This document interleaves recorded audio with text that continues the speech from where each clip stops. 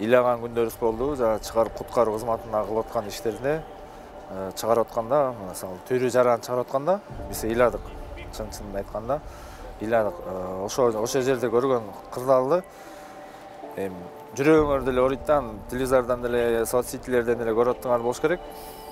Жанынан көргөн, бул өз көзүмөн көргөн, бул башка нерсе экен. Мисалы, кандай, 6 айлык биз жара 6 айлык боюндагы келинди чыгарганда, ошол жерде биз эмес, бүткүл дүйнө ыйлады да.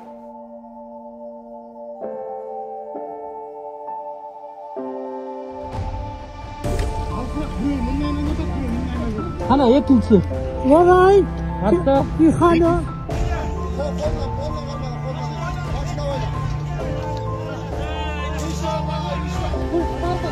buz var.